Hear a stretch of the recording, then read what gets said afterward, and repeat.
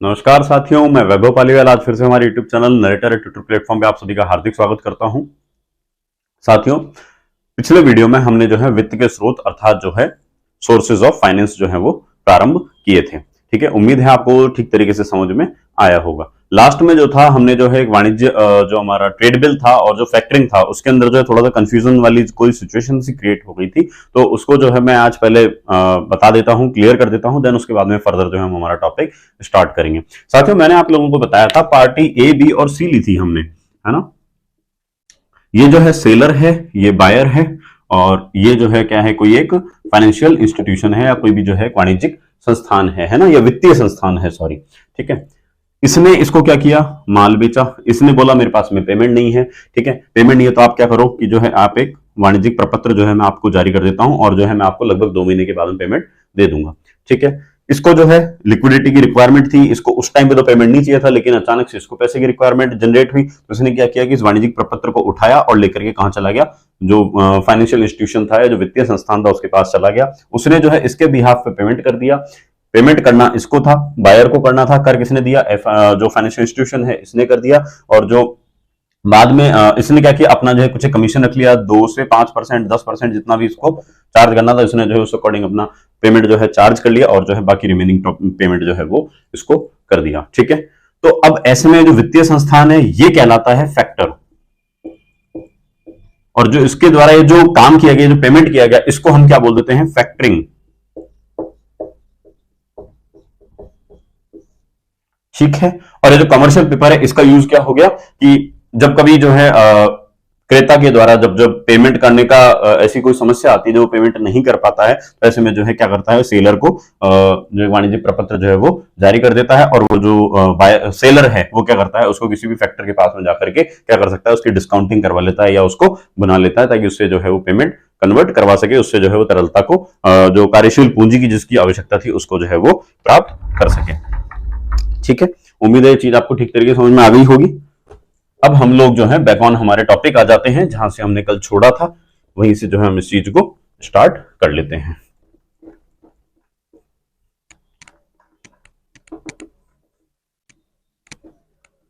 चलिए, तो साथियों कल हमने जो है अल्पकालीन वित्त के स्रोत जो है उनको पढ़ लिया था। ठीक है, उसके बाद मैंने आपको बताया था कि एक तो क्या है, शॉर्ट टर्म होता है, एक मिड टर्म होता है, और एक जो है हमारा लॉन्ग टर्म होता है। ठीक है, शॉर्ट टर्म के अंदर हमने जो है बातचीत कर ली थी कि कौन कौन से जो है शॉर्ट टर्म फाइनेंस के सोर्सेज होते हैं। मिड टर्म में मैंने आपको बताया था सार्वजनिक जमाएं, है ना।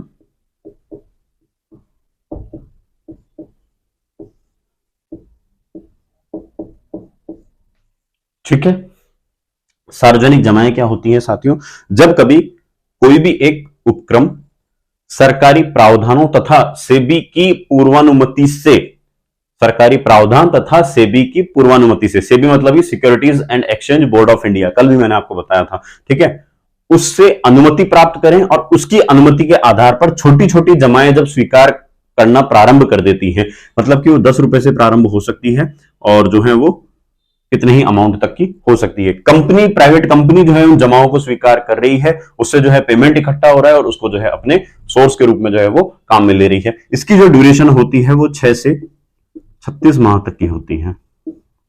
ठीक है, मतलब कि मोटा मोटा ये हो गया आपका 3 साल।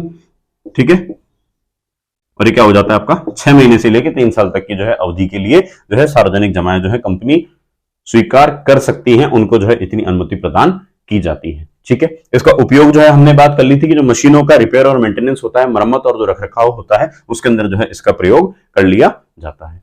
ठीक है, अब चलिए, अब आ जाते हैं अपन हमारे जो है वो लॉन्ग टर्म, या हम जिसकी जो है दीर्घकालीन वित्त के स्रोतों की बात कर रहे थे उनकी बात प्रारंभ कर लेते हैं। ठीक है, तो साथियों सबसे पहले मैं ले लेता हूं लॉन्ग टर्म के अंदर, दीर्घकालीन स्रोत के अंदर पट्टे को या लीज। पहला हम क्या ले रहे हैं, पट्टा या लीज। ठीक है, लीज वर्ड से आप लोगों ने कई बार जो है लीज वर्ड को सुना भी होगा।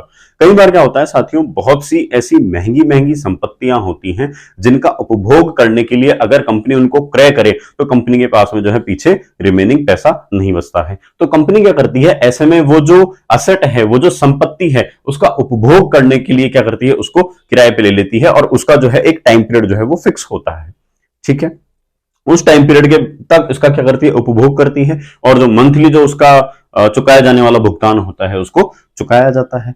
ठीक है, अंत में क्या होता है, इसके लिए एक ड्यूरेशन फिक्स होती है और सब चीजें जो है मतलब पहले से जो है डिसाइडेड होती है, प्री डिटरमाइंड होती है कि अब हमको जो है इतने समय तक इसका उपभोग करना है, मासिक रूप से हम जो है इसके लिए इतना जो पेमेंट है वो अदा करने वाले हैं। ठीक है, अंत में क्या होता है, अंत में मतलब कि जब ये ड्यूरेशन इसका जो कंप्लीट होने वाला होता है, इसका मैच्योरिटी पीरियड जब आने वाला होता है, तो उस टाइम पे क्या किया जाता है, या तो जो है उस संपत्ति को खरीद लिया जाता है या उसको जो है पुनः वापस से लौटा दिया जाता है। ठीक बात है, ये हो जाता है हमारा पट्टा या लीज हो जाता है। दूसरा देखिए आप, दूसरा हम बात कर लेते हैं अंश की। अंश पूंजी क्या होती है, अंश मतलब कि शेयर्स। थोड़ा इंपॉर्टेंट सा टॉपिक है, ध्यान से समझिएगा। शेयर्स क्या होते हैं साथियों, जब व्यवसाय में व्यवसाय के स्वामियों के द्वारा जब कभी पूंजी को निवेशित किया जाता है, किसके द्वारा, स्वामियों के द्वारा। पूंजी को किसमें निवेश कर रहे हैं, व्यवसाय में निवेशित किया जाता है, तो उसे हम क्या बोल देते हैं, शेयर्स का नाम दे देते हैं। ठीक है, कैसे, सॉरी, पूंजी को क्या कर रहे हैं, निवेश कर रहे हैं। अब निवेश करने के लिए क्या करते हैं, निवेश कर ली पूंजी, लेकिन कई बार क्या होता है कि जो है इकट्ठा इतना अमाउंट जो है मालिकों के, स्वामियों के पास में भी नहीं होता है, तो क्या करते हैं, सुविधा के लिए वो जो पूंजी होती है उसको क्या करते हैं, छोटे छोटे भागों में टुकड़े कर लेते हैं, उसके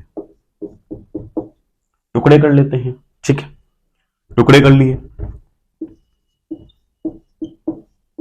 जैसे जैसे मैं बोलता हूं, मान के चलिए कि मुझे जो है व्यवसाय करने के लिए 5 लाख रुपए की आवश्यकता थी। ठीक है, मैंने किसी एक बंदे को पूछा, भाई मेरे को व्यवसाय प्रारंभ करना है, क्या आप मेरी 5 लाख रुपए तक की सहायता करेंगे। इन्होंने बोला नहीं। मैंने पास वालों को पूछा, उन्होंने भी नहीं, उन्होंने भी नहीं, उन्होंने भी नहीं। मैंने कहा चलो ठीक है, कोई बात नहीं। अपन यहाँ पे टोटल कितने जने बैठे हैं, मान लेते हैं हम लोग कितने जने बैठे हैं, 500 जने बैठे हैं। तो मैंने क्या करा कि ठीक है, 500 जने जो हैं उनके हिसाब से मैंने जो है इस पूंजी के 1000 टुकड़े बना लिए। ठीक है, अब मैंने इनको बोला, मैंने कहा यार देखो, आप अकेला 1000 रुपए की सहायता कर सकते हो। बोले हाँ गुरुजी 1000 रुपए तो दे देंगे। ठीक है, तो मैंने क्या करा, पर शेयर जो है वो कितनी प्राइस रखी, 500 रुपए रखी। ठीक है, ये आए, इन्होंने मेरे को सॉरी, मैंने कितनी प्राइस रखी, 1000 रुपए रखी। ये आए, इन्होंने मेरे को 1000 रुपया दिया और मैंने जो है इनके नाम पे जो है एक शेयर का जो लेटर है वो इशू कर दिया। ठीक है, यहाँ पे कंपनी की सील भी लगाई, यहाँ पे इनका नाम पता वगैरह लिखा और सब चीजें जो है वो इनको दे दी, इनको हैंड ओवर कर दिया। तो इस तरीके से क्या हुआ कि मैंने हजार रुपए जो है यहाँ पे बैठे हुए सारे पूरे 500 बच्चों से ले लिए और मेरा जो है काम बन गया। मैंने जो है कितनी कर ली, 5 लाख रुपए की जो है पूंजी एकत्रित कर ली। ठीक है, अब इन्होंने बोला गुरुजी 1000 रुपए आप ले तो रहे हो, लेकिन बदले में हमें क्या मिलेगा। तो मैंने बोला, मैंने कहा भैया देखो, at the end of the year क्या है, जब भी कभी हम जो है सारे खर्चे वर्चे निकालने के बाद जब लाभ की गणना करेंगे तो उस लाभ में से आपको जो है हम लोग कुछ हिस्सा दे देंगे और वो जो हिस्सा होगा उस हिस्से का जो है मैं क्या नाम दे देता हूं,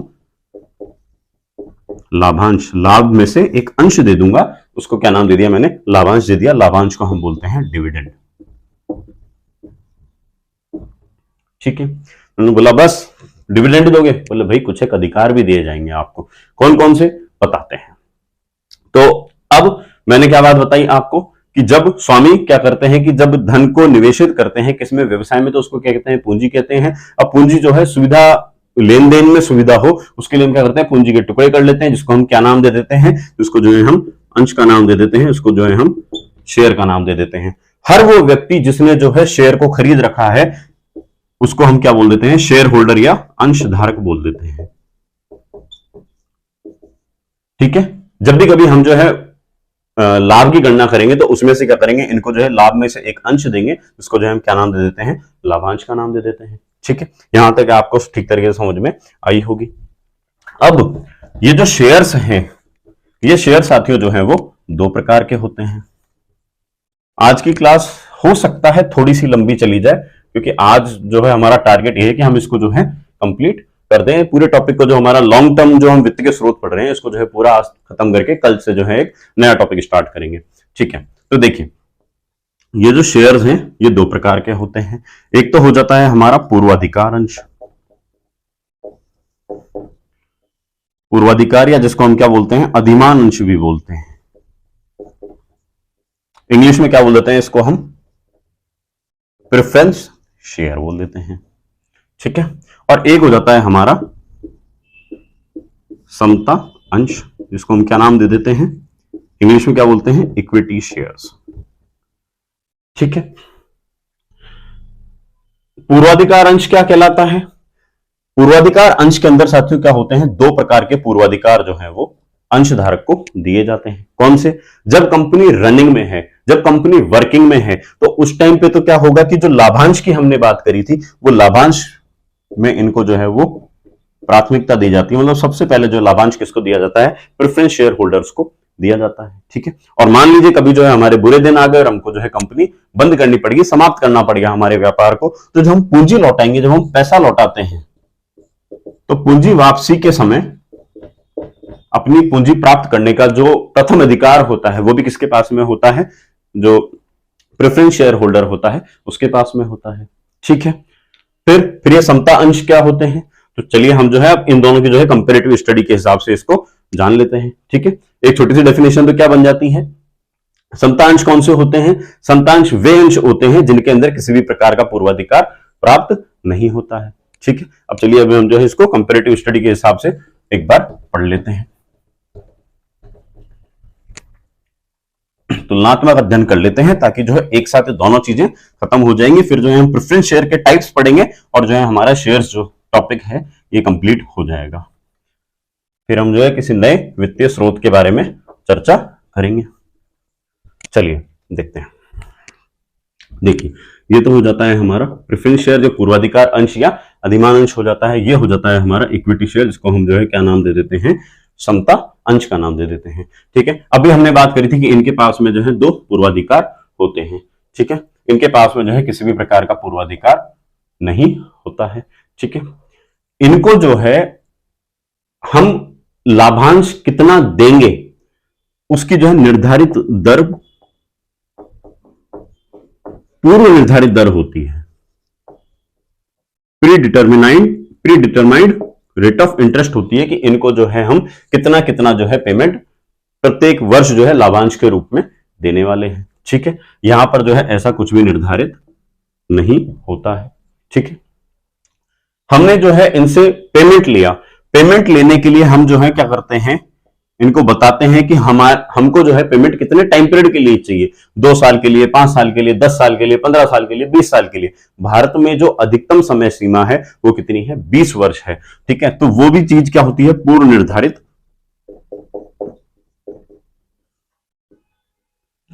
समय सीमा होती है। ठीक है, मैक्सिमम इंडिया में कितना है, 20 ईयर से 20 वर्ष से अधिक के लिए पूर्वाधिकार अंश जो है वो जारी नहीं किए जाते हैं। ठीक है, कंपनी के जो भी कोई निर्णय होते हैं उनमें जो है इनका किसी भी प्रकार का हस्तक्षेप नहीं होता है। ठीक है, क्यों? क्योंकि जो किसी भी प्रकार के निर्णय होते हैं जब सभी लोग उसके अंदर साझेदार होते हैं तो क्या होता है, वोटिंग के माध्यम से जो है डिसीजंस लिए जाते हैं। ठीक है, लेकिन इनको जो है मतदान का अधिकार नहीं होता है। तो जब मतदान का अधिकार नहीं होगा तो जो है ये जो कंपनी की नीतियां हैं उनको भी प्रभावित नहीं कर पाएंगे। अर्थात ये जो है कंपनी के वास्तविक मालिक नहीं होते हैं, वास्तविक स्वामी नहीं होते हैं, क्योंकि इनके पास में संचालन का किसी भी प्रकार का कोई अधिकार नहीं होता है। लेकिन जहां कहीं इनके हित प्रभावित होते हैं, जहां कहीं इनके इंटरेस्ट पे किसी भी प्रकार का कोई एडवर्स इंपैक्ट पड़ता है, तो वहां जो है इनको वोटिंग का राइट दिया जाता है। ठीक है, नेक्स्ट देखिए, ये जो है ओपन मार्केट होता है, जो हमारा शेयर मार्केट होता है, उसके अंदर जो है ये ट्रेडिंग नहीं कर सकते हैं।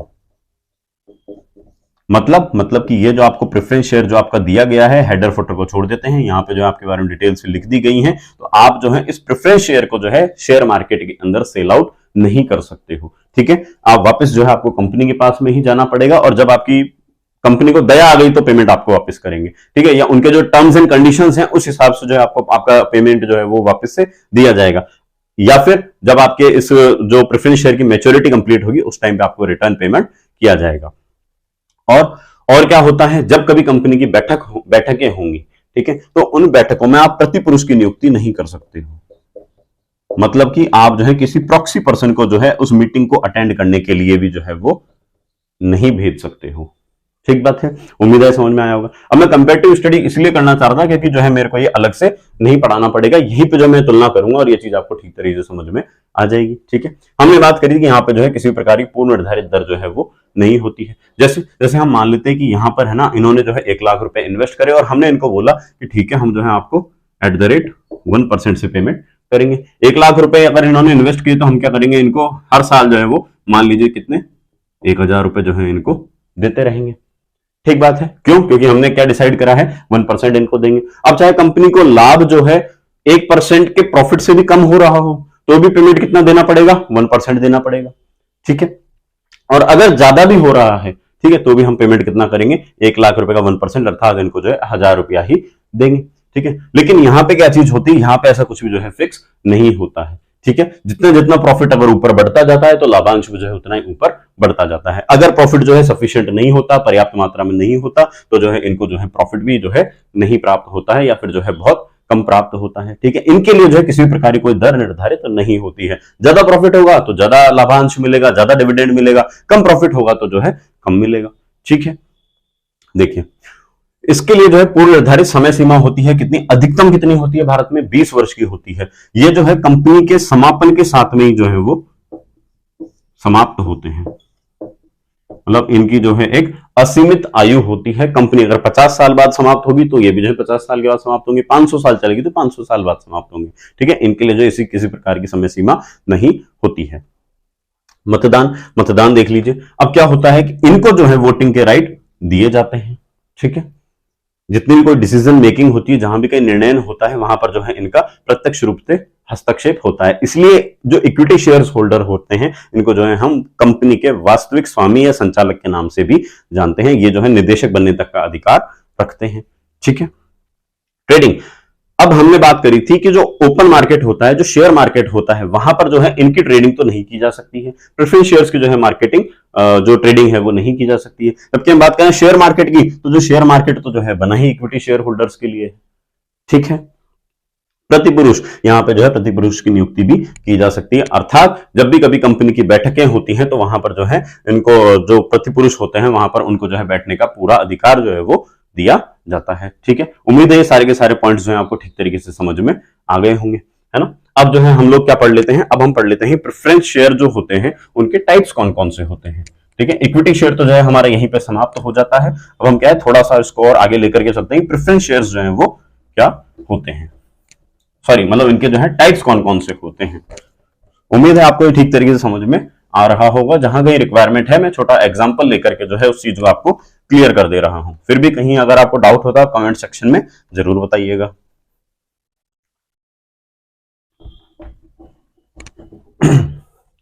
देखिए जो प्रेफरेंस शेयर्स होते हैं, प्रेफरेंस शेयर्स के हम टाइप देख रहे हैं। पहला देख लेते हैं शोधनीय, और एक हो जाता है अशोधनीय।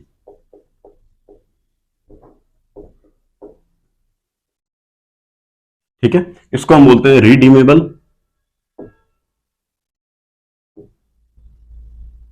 और इसको बोल देते हैं फिर रिडीमेबल।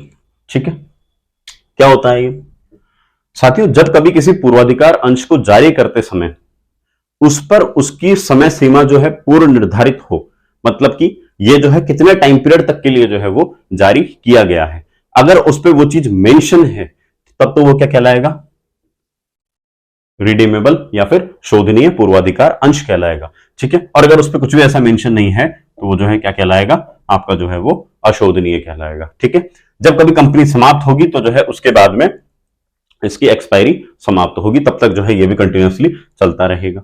ठीक है, बाकी जितनी कंडीशंस जो हमने पढ़ी थी कि हाँ सबसे पहले इसको जो है आपका क्या बोलते हैं लाभांश मिलेगा, डिविडेंड मिलेगा, है ना। और सबसे पहले जब पूंजी समाप्त होगी तो सबसे पहले पूंजी भी इनको मिलेगी। हमने जो रेट ऑफ इंटरेस्ट जो फिक्स कर दिया था उसी हिसाब से इसको पेमेंट मिलेगा। बाकी सारी कंडीशन सेम टू सेम चलने वाली है। क्या चीज है कि एक तो इस पे एक्सपायरी लिखी हुई होती है और इसमें जो है किसी प्रकार की एक्सपायरी लिखी हुई नहीं होती है, कितने टाइम पीरियड के लिए जो है ये वैलिडेट है। ठीक है, हमने बात करी थी कि जो है इंडिया में कितनी है, मैक्सिमम 20 ईयर्स है, और इंडिया में प्रेफरेंस शेयर यही वाले इशू होते हैं, ये वाले शेयर जो है वो इशू नहीं होते हैं। ठीक है, सेकंड देखिए आप, परिवर्तनीय,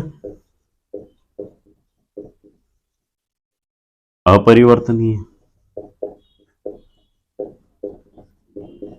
कन्वर्टिबल और नॉन कन्वर्टिबल।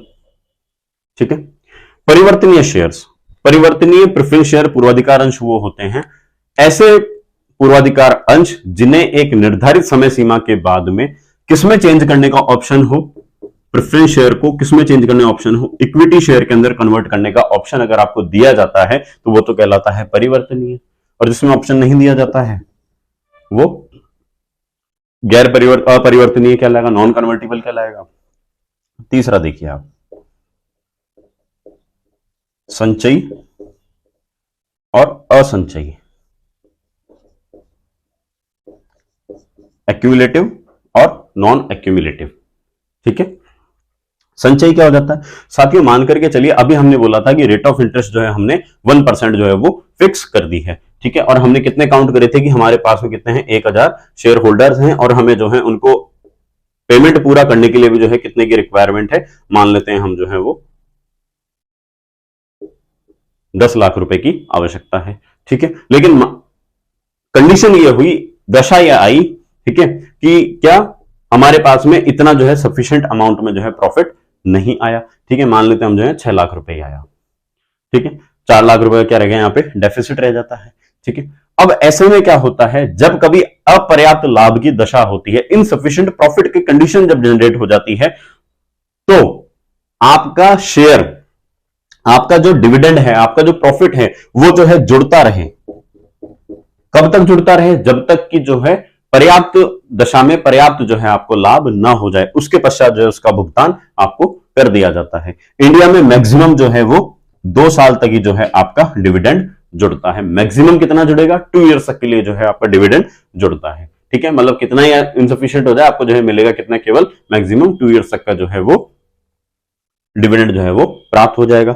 ऐसे प्रेफरेंस शेयर्स जहां पर जो है ऐसी जुड़ने की व्यवस्था ना हो तो वो क्या कहला जाएगा, आपका असंचयी कहला जाएगा। ठीक है, नेक्स्ट देखिए, नेक्स्ट एंड लास्ट एक हो जाता है हमारा प्रतिभागी,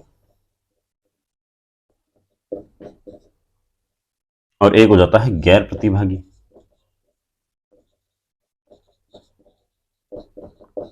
पार्टिसिपेटिंग और नॉन पार्टिसिपेटिव। ठीक है, ये क्या होता है साथियों, हमने क्या करा कि प्रॉफिट हुआ, प्रॉफिट में से हमने क्या किया, सबसे पहले ब्याज का भुगतान किया, इंटरेस्ट का भुगतान किया, है ना, ये लिखा हुआ है profit before interest and tax. ठीक है, सबसे पहले हमने क्या किया, इंटरेस्ट का पेमेंट कर दिया, उसके बाद हमने क्या किया, टैक्स का पेमेंट कर दिया। तत्पश्चात क्या चीज आई, इसमें से जब हमने इंटरेस्ट को लेस कर दिया तो क्या चीज बनी, प्रॉफिट बिफोर टैक्स बनी। और जब हमने इसमें से टैक्स का भी भुगतान कर दिया, इंटरेस्ट मतलब कि जितने ऋणदाता थे उनको हमने हमारा जो है जितना ब्याज बनता था वो चुका दिया, उसके बाद सरकार को हमने क्या किया कि जो है वो टैक्स का भुगतान कर दिया, तो अब क्या बन जाता है, प्रॉफिट आफ्टर टैक्स बन जाता है। ठीक है, तो उसमें हम क्या करते हैं, सबसे पहले तो जो प्रेफरेंस शेयर्स वालों को देते हैं, और उसके पश्चात हम क्या करते हैं, जो आपका प्रॉफिट बचा हुआ आता है उसके बाद हम क्या करते हैं, इक्विटी शेयर होल्डर्स को देते हैं। ठीक है, ये जो है कंपनी के द्वारा जो लाभ का डिविडेंड का जो वितरण होता है उसका जो है ये पैटर्न होता है। Profit before interest and tax, उसमें से हमने इंटरेस्ट का भुगतान कर दिया तो क्या बचता है, प्रॉफिट बिफोर टैक्स बचता है। टैक्स का जब हम भुगतान कर देते हैं तो बचता है प्रॉफिट आफ्टर टैक्स बचता है। उसमें से हम क्या करते हैं, पहले तो जो है प्रेफरेंस शेयर्स वालों को देते हैं, और जो बचता है उसमें से क्या करते हैं, इक्विटी शेयर वालों को देते हैं। ठीक है, तो अब ऐसे में प्रतिभागी क्या कहलाते हैं, प्रतिभागी वो कहलाते हैं कि जितना इनका बनता था, जैसे हमने 1% की बात करी है, इनका भुगतान हमने कर दिया, उसके बाद में जितना रिमेनिंग बचा उसमें से क्या करा, हमने इक्विटी शेयर होल्डर्स को दे दिया।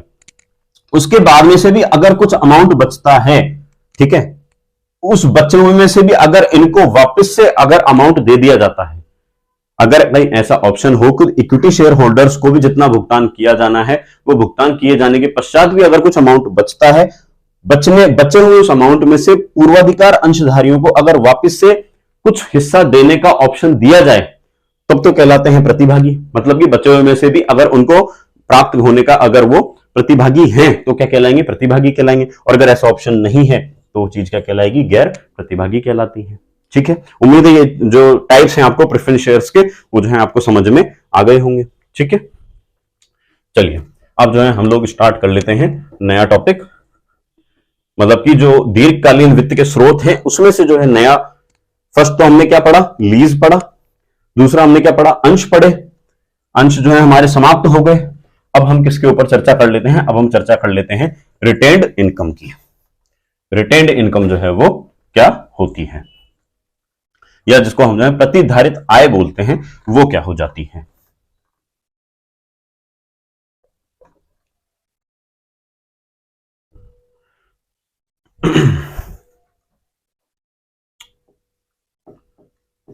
प्रतिधारित आय,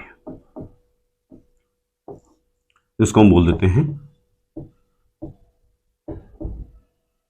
रिटेन्ड इनकम बोल देते हैं। साथियों, जब कभी किसी उपक्रम में बहुत ज्यादा प्रॉफिट हो रहा है, तो बहुत ज्यादा प्रॉफिट हो रहा है तो उसके बाद में हम क्या करेंगे कि हमने जो अभी अभी यहां पे चीज पढ़ी थी, ठीक है, पीबीआईटी, पहले इंटरेस्ट चुकाया फिर टैक्स चुकाया, चुकाने के बाद में हमारे पास में क्या बच के आ गया? प्रॉफिट आफ्टर टैक्स आ जाता है। उसके बाद पहले तो हमने जो है प्रेफरेंस शेयर्स वालों को दिया, फिर हमने क्या किया? इक्विटी शेयर्स वालों को दिया, और उसके बाद में भी जो है कुछ अमाउंट जो है हमारा बच जाता है। उस बचे हुए अमाउंट को यदि हम जो है व्यापार के अंदर पुनः निवेशित कर देते हैं, वो जो बची हुई राशि है उसको हमने क्या किया? वापस से जो है उस उपक्रम के अंदर लगा दिया, तो वो चीज, वो जो इनकम हुई उसको हम क्या नाम दे देते हैं? रिटेन इनकम का नाम दे देते हैं, प्रतिधारित आय का नाम दे देते हैं। साथियों, ये जो है वित्त का सबसे सस्ता और सबसे अच्छा वित्त का स्रोत जो है वो माना जाता है। लेकिन ये तभी संभव है जब कंपनी को क्या हो रहा हो? बहुत ज्यादा प्रॉफिट हो रहा हो। ठीक है, जब लाभ जो है वो अत्यधिक मात्रा में कंपनी को हो रहा हो तभी जो है ये वाली कंडीशन पॉसिबल होती है। क्या बोला मैंने? ब्याज का भुगतान किया, कर का भुगतान किया, उसके बाद प्रेफरेंस शेयर्स वालों को दे दिया, पूर्वाधिकार वालों को दे दिया, इक्विटी वालों को दे दिया, फिर भी हमारे पास में कुछ अमाउंट बच गया। बचे हुए अमाउंट को हमने क्या किया? वापस से उपक्रम के अंदर निवेश कर दिया। तो वो जो आय कहलाती है व्यापार के लिए, वो क्या कहलाती है? हमारी प्रतिधारित आय कहलाती है। इसके बेनिफिट क्या हो जाते हैं? देखो, एक तो जो पर शेयर प्राइस है ना, वो क्या हो जाती है? बढ़ जाती है। ठीक है, एक तो क्या हो जाती है? आपका जो 100 रुपए का मान के चलिए शेयर था, अब आज की रेट में कितने का हो गया? 110 का हो गया। ठीक है, इस तरीके से क्या होती है? पर शेयर जो है आपकी वो प्राइस बढ़ जाती है। और उसके बाद में जो वेटेज बढ़ता है आपकी उसका प्रॉफिट का, भाई कहीं कैपिटल बढ़ गई, कैपिटल बढ़ गई तो अब क्या होगा? वेटेज भी आपका बढ़ेगा, उससे क्या होता है? प्रॉफिट भी जो है आपका अल्टीमेटली बढ़ता चला जाता है। ठीक है, तो साथ ही ये हो जाती है हमारी प्रतिधारित आय हो जाती है। ठीक है, इसके बाद में हमारा नेक्स्ट टॉपिक आ जाता है, और मेरे हिसाब से शायद लास्ट है, ऋण पत्र, जिनको हम बोल देते हैं डिबेंचर्स। क्या बोल देते हैं? डिबेंचर्स बोल देते हैं। अब डिबेंचर्स क्या होते हैं, आइए चर्चा करते हैं। डिबेंचर्स, या जिनको हम बोल देते हैं ऋण पत्र।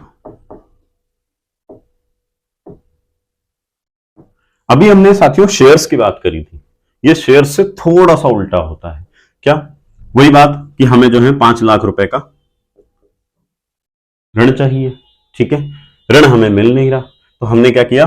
मतलब इकट्ठा कोई इतना ज्यादा हमको लोन देने वाला है नहीं, है ना। लोन में क्या करना है? हमको फिक्स अमाउंट में पेमेंट पे करना है। जबकि शेयर्स में क्या होता है? इक्विटी वालों में तो हमने जो है बताया था कि इतना इतना % देंगे। ठीक है, और उधर जो है हमने बोला था कि जितना जितना बढ़ेगा उतना ज्यादा आपको लाभांश दे दिया जाएगा। अब यहां क्या किया हमने? जो है वो 5 लाख रुपए का हमको क्या है? ऋण चाहिए। तो अब हमने क्या किया? ऋण को जो है वापस से छोटे छोटे टुकड़ों के अंदर बांट लिया, और उसको क्या किया? हमने जो है एक ऋण पत्र तैयार किया। कंपनी की यहाँ पे हमने जो है सील लगाई, यहाँ पे जो है कंपनी का हमने जो एड्रेस वगैरह वो जो चीज देनी थी वो दे दी, और यहाँ बोल दिया कि हमने जो है फलान सिंह जी से इतना इतना रुपया जो है वो उधार में लिया है, इसके लिए हम इतना % तो जो है रेट ऑफ इंटरेस्ट पे करेंगे, इतने इतने समय तक के लिए करेंगे, आज इतनी तारीख को ये जारी हुआ है, इतनी तारीख को जो है हमारा लोन समाप्त हो जाएगा। ठीक बात है। तो ये सारी की सारी चीजें जो है क्या बन जाती है, एक ऋण पत्र बन जाता है, जिसके अंदर क्या करते हैं कि जो ऋण की राशि होती है उसको छोटे छोटे टुकड़ों के अंदर बांट दिया जाता है। ठीक बात है। उम्मीद है ठीक तरीके से आपको समझ में ये आ गया होगा, है ना।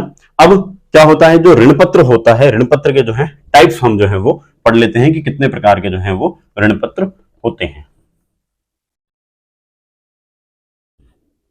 छोटा सा टॉपिक है, बस खत्म ही होने वाला है।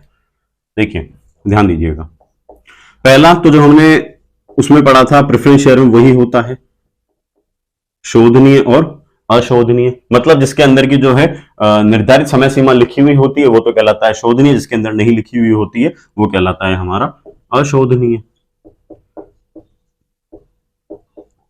इररिडीमेबल। दूसरा देखिए, एक हो जाता है सुरक्षित ऋण पत्र और एक हो जाता है असुरक्षित। साथ ही जब हमने लोन लिया है ना, तो हमने क्या किया कि जो है निवेशकों से ऋण प्राप्त किया, और ऋण प्राप्त करने के बाद में हमने जो है उनके किसी ऋण को, उनके ऋण को जो है जब किसी संपत्ति से सुरक्षित कर देते हैं, मतलब कि हमने ये बोल दिया कि साहब आप जो है हमें 1000 रुपए दे रहे हो, आगे जो आगे वाले जो है ये 2 बेंचों वाले बच्चे हैं, इनसे जितने हम जो ऋण प्राप्त कर रहे हैं उसको जो है हम किसमें लगा रहे हैं, कंपनी की इमारत में लगा रहे हैं, बिल्डिंग के अंदर लगा रहे हैं। पीछे वाले जो 2 हैं उनके उससे जो है हम मशीन खरीद रहे हैं। तो जब कभी अगर हम जो है भुगतान नहीं कर पाए तो आगे की 2 बेंच वाले क्या कर सकते हैं, बिल्डिंग को बेच करके अपना पेमेंट वापस प्राप्त कर सकते हैं। पीछे वाले 2 क्या कर सकते हैं, जो है वो मशीन को बेच के अपना पैसा प्राप्त कर सकते हैं। तो ऐसे ऋण पत्र जिनको जब किसी संपत्ति के माध्यम से सुरक्षित किया जाता है तो वो तो क्या कहलाते हैं, वो सिक्योर्ड करा जाता है, तो उसको क्या कह देते हैं हम, सुरक्षित ऋण पत्र कह देते हैं। और जब ऐसा कोई ऑप्शन नहीं लेते हैं हम, जो है किसी से भी उसको सिक्योर नहीं करते हैं, तो चीज क्या कहलाती है, असुरक्षित कहलाती है। संपार्श्विक कोलेटरल डिबेंचर्स। ठीक है, संपार्श्विक क्या होते हैं, साथियों मान के चलिए हमने जो है किसी बैंक से कोई लोन लिया और बैंक बोल रहा है कि साहब सिक्योरिटी के लिए कुछ तो रखो, कोई ना कोई संपत्ति तो रखो। तो हमने बोला साहब संपत्ति वगैरह तो कुछ भी नहीं है, हमने तो जो है सारी की सारी ऋण पत्र धारकों को जो है वो समर्पित कर दी, अब आप बता दो आपको क्या चाहिए। तो बैंक बोलता है कि चलो कोई बात नहीं, ठीक है, आप क्या करोगे, आपका जो ऋण पत्र है वो भी एक तरीके से आपकी संपत्ति है, ठीक है, आप क्या करोगे, हमें जो है कुछ एक ऋण पत्र दे दो साइन करके, ऋण पत्र दे दें। तो मतलब साहब आपका भी ब्याज चुका है और ऋण पत्र का भी ब्याज चुका है। तो बोलेंगे नहीं, आप ये क्या करो, ऋण पत्र जो है हमें क्या करो, निष्क्रिय अवस्था में दो, इनएक्टिव फॉर्म में दो।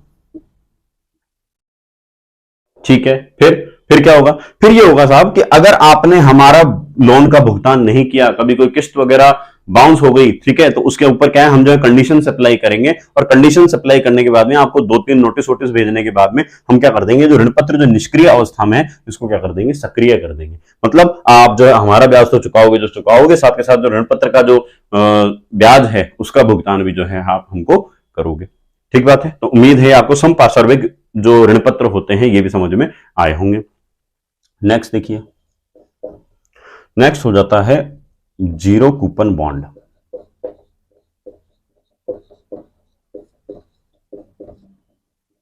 जीरो कूपन बॉन्ड क्या हो जाते हैं साथियों, ये ऐसे जीरो कूपन बॉन्ड या इसको सघन बट्टा ऋण पत्र भी बोलते हैं।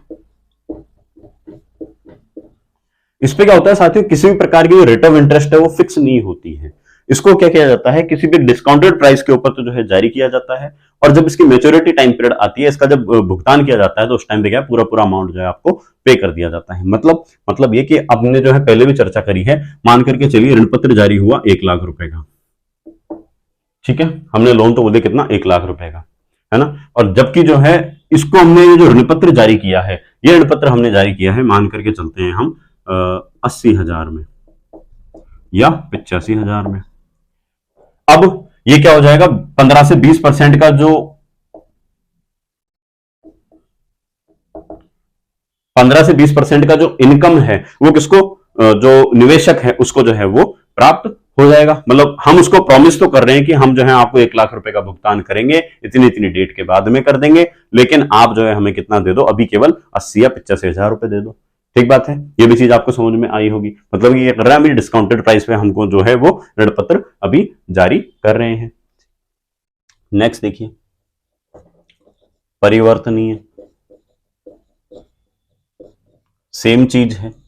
जब एक निर्धारित समय सीमा के बाद में ऋण पत्र को जो है आपके पास में ऑप्शन हो कि आप उसको शेयर्स के अंदर कन्वर्ट कर सको, तो वो तो जो है कौन सा वाला आपका ऋण पत्र कहलाता है, परिवर्तनीय ऋण पत्र जो है वो कहलाता है। ठीक है, ये भी आपको समझ में आया होगा। एक और बचता है हमारा, शोधनीय हो गया, सुरक्षित हो गया, संपार्श्विक हो गया, जीरो कूपन बॉन्ड हो गया, परिवर्तनीय हो गया, और एक और जो बच जाता है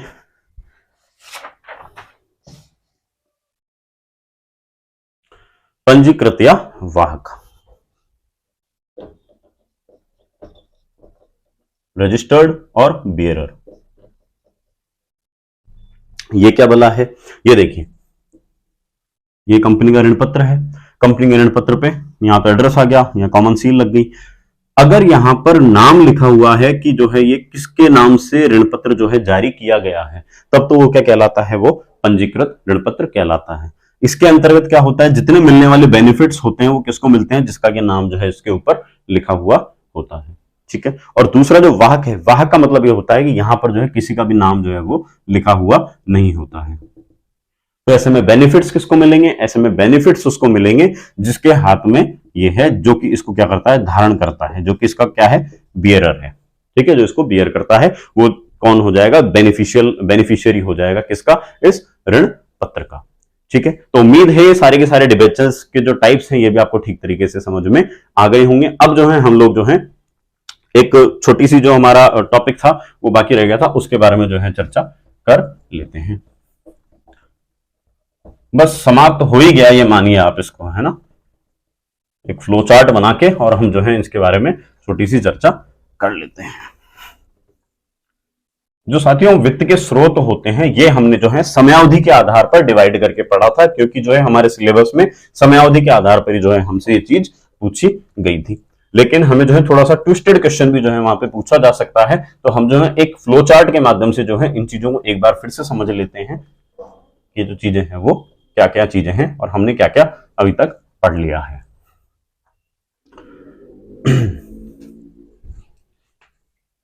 देखिए, ये हो जाते हैं हमारे वित्त के स्रोत।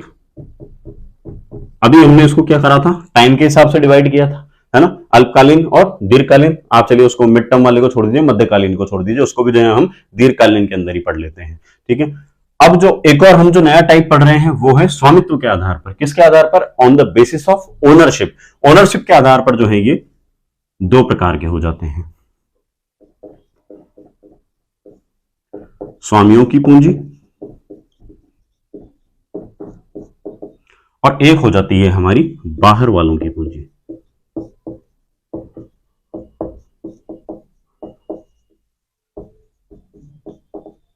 ठीक है, इसको तो हम क्या नाम दे देते हैं, निवेशक। इसको हम क्या बोल देते हैं, ऋणदाता। इसके अंदर क्या क्या चीजें आ जाती हैं, तो जैसे हमने पहला तो क्या पढ़ा था, अंश पढ़ा था, शेयर्स पढ़े थे ना भाई, हमने जो प्रेफरेंस शेयर पढ़े थे, हमने इक्विटी शेयर पढ़े थे। ठीक है, और एक आ जाती है हमारी प्रति धारित आय। ठीक है, जबकि बाहर वालों की जो पूंजी होती है इसके अंदर जो है बाकी सारी चीजें, जितने हमने अल्पकालीन जैसे स्रोत वगैरह पढ़े थे, जैसे हमने लॉन्ग टर्म में कौन सा पढ़ा था, हमने जो है ऋण पत्र पढ़ा था, दीर्घकालीन में हमने एक पट्टा पढ़ा था, है ना, हमने जो है सार्वजनिक जमाएं पढ़ी थी, हमने बैंक का ओडी पढ़ा था, हमने क्रेडिट, जो बैंक जो हमको क्रेडिट देता है वो चीज हमने पढ़ी थी। ठीक है, हमने कॉमर्शियल पेपर पढ़ा था, हमने ट्रेड बिल पढ़ा था, हमने फैक्टरिंग पढ़ी थी। ठीक है, तो ये सारे के सारे पार्ट किसके हो जाते हैं, ये जो है बाहर वालों की पूंजी या ऋणदाताओं की जो पूंजी है वो हो जाती है। ठीक है, उम्मीद है ये चीज आपको ठीक तरीके से समझ में आ गई होगी। अब देखिए एक सेग्रीगेशन और है, वो मैं आपको यहीं के यहीं जो है वो बता देता हूं।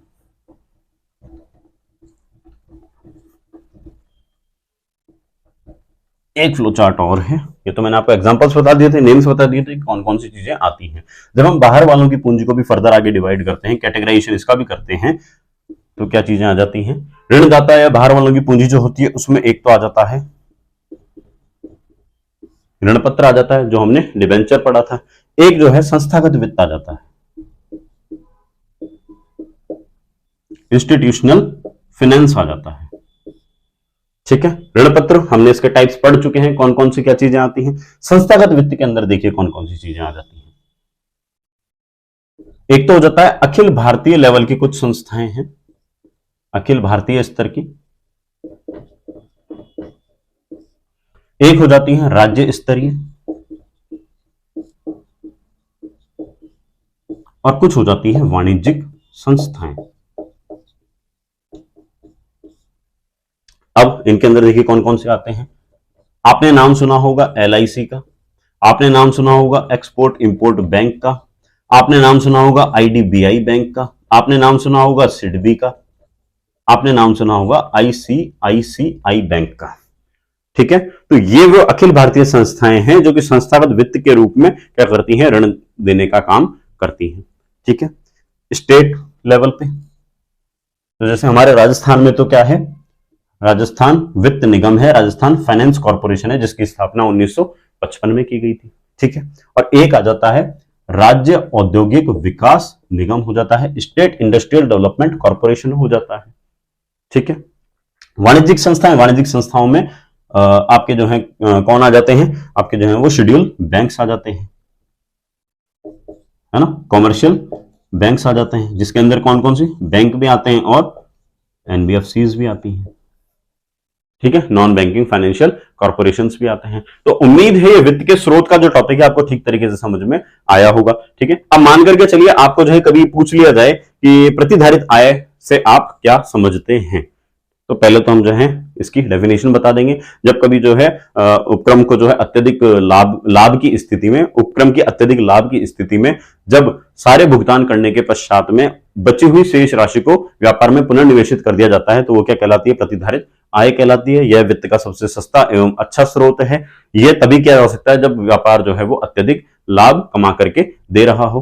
प्लस अब आप क्या लिखोगे, ये वित्त के स्रोतों के अंतर्गत स्वामियों की पूंजी का सर्वश्रेष्ठ उदाहरण है, तथा यह जो है क्या है, एक दीर्घकालीन वित्त का स्रोत भी है। ठीक है, तो अब ये क्या कर सकते हो, आपको अब ये जितनी मैंने इंफॉर्मेशन दी है इसके माध्यम से आप जो है पॉइंट्स को जो है कलेक्ट करते हुए वहां पर जो एक स्मार्ट आंसर जो है वो लिख सकते हैं। तो उम्मीद है साथियों आज का ये जो टॉपिक है आपको ठीक तरीके से समझ में आया होगा। मिलते हैं हम लोग हमारे नेक्स्ट टॉपिक में, जिसके अंदर हम जो है पढ़ने वाले हैं पूंजी की संरचना या स्ट्रक्चर ऑफ कैपिटल। ठीक है, थैंक यू सो मच।